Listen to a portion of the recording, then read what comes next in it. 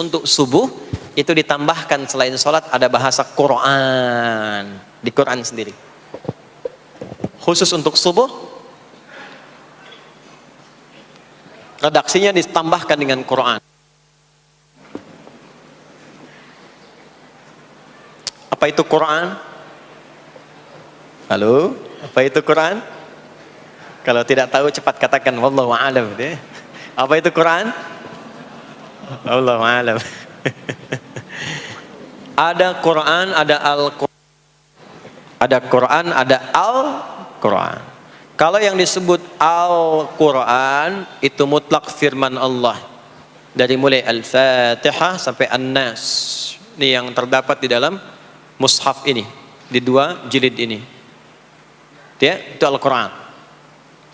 Kalau disebutkan Quran tanpa alif lam, maka yang dimaksudkan bacaan secara umum. Apakah itu Al-Quran, doa, istighfar, semua bacaan itu Quran. Kemuliaan sholat subuh itu dimulai sejak waktu fajar, matahari mulai keluar sinarnya untuk membelah gelapnya malam, itu sinarnya disebut dengan fajar. Nanti subuhnya saya terangkan di akhir. Sinarnya membelah kegelapan malam, fajar shadiq. Maka pada saat itu bukan hanya sholatnya yang punya keistimewaan seperti sholat asar tadi, tapi semua bacaannya langsung dijawab seketika oleh Allah Subhanahu wa taala, dipersaksikan oleh seluruh malaikat dan dijawab langsung oleh Allah Subhanahu wa taala. Jadi kalau Anda berdoa, maaf, doanya lebih cepat terkabul kalau dipanjatkan dengan cara yang benar dan khusyuk. Kalau Anda istighfar, langsung dijawab. Kalau kita baca Quran, pahala langsung dituliskan berlipat. Itulah kemuliaan waktu fajar. Jadi Allah sendiri yang menyampaikan, bukan cuma sholat yang penting, semua bacaannya itu langsung didengar, langsung direspon, langsung dipersaksikan. Karena itu ada anjuran bahkan dari Al-Quran, dan ini dikerjakan oleh semua sahabat, saking pentingnya sholat subuh itu, waktu fajar itu, bahkan mereka bangun dan menunggu sebelum tiba fajar. Maka disitulah muncul kemudian tahajud. Maka muncullah kemudian istighfar sebelum waktu subuh. Ya, ada amalan. Ini saya mau kasih rahasia ya. Tapi tolong jaga, ini antara kita saja di sini. Ya, rahasia.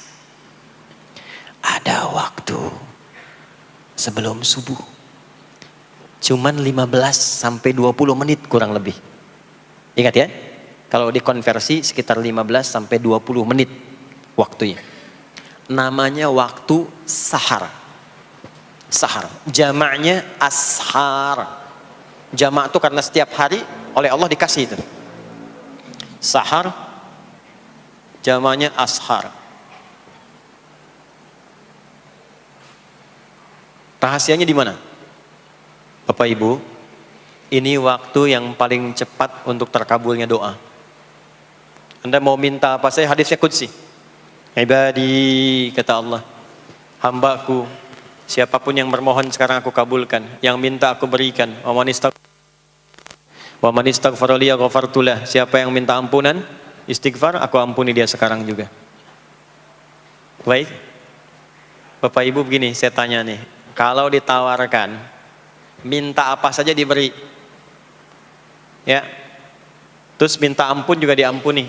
Pilih mana? Minta apa saja diberi, mau minta apa saja, atau mau minta ampunan istighfar?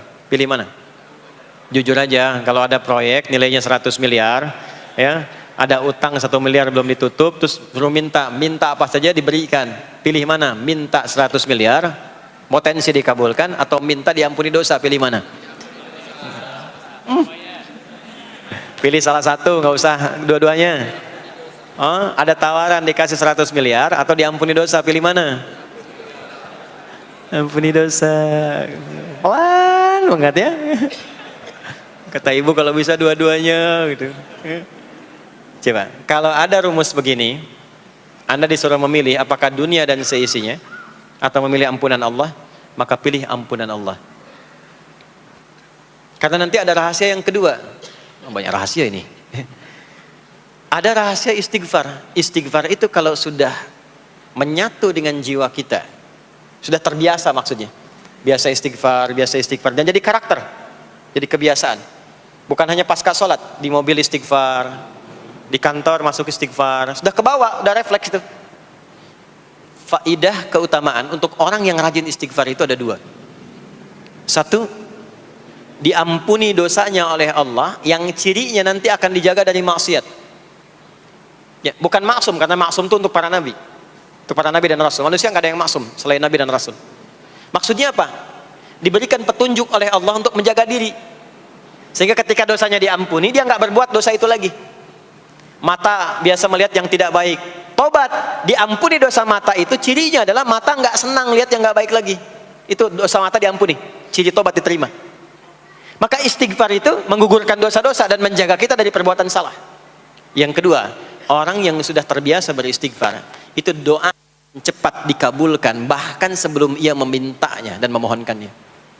Sebelum melafazkannya, itu bisa terjadi Allah sudah mengabulkannya. Itulah kemuliaan istighfar.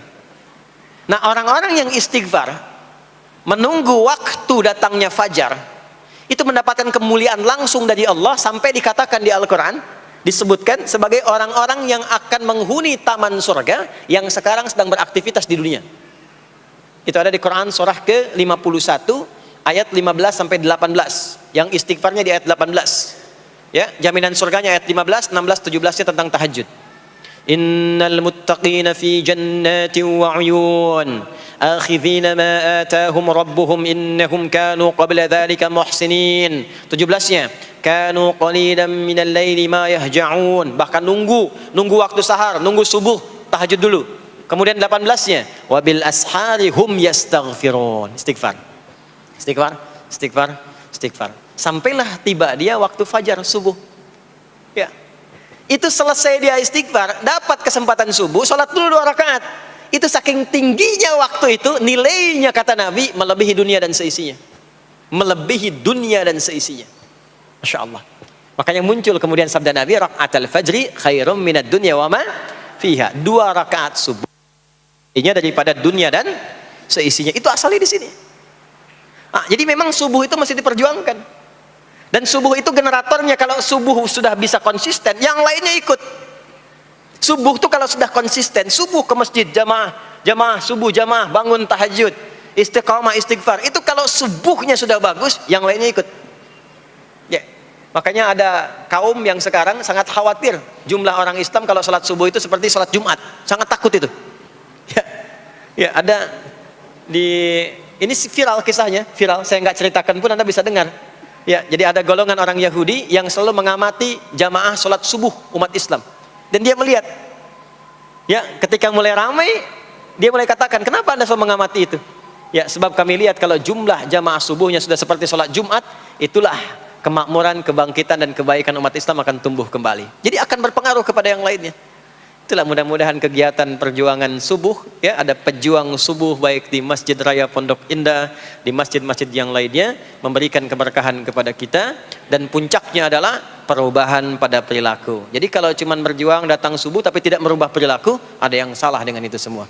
Ada yang tidak tepat, ada yang belum sempurna.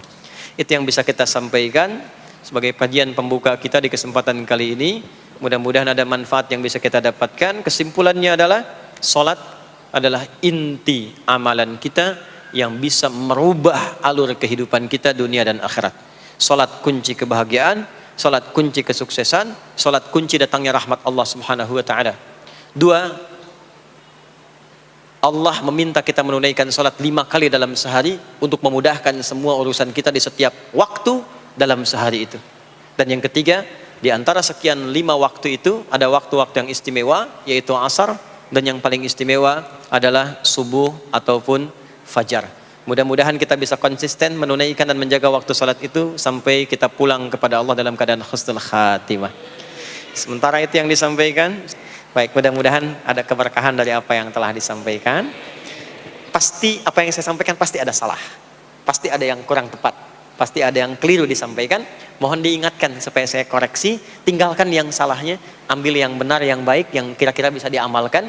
Jauhi hal-hal yang bisa menjauhkan kita dari Allah, dan semoga kita semua diwafatkan dalam keadaan husnul khatimah insyaallah.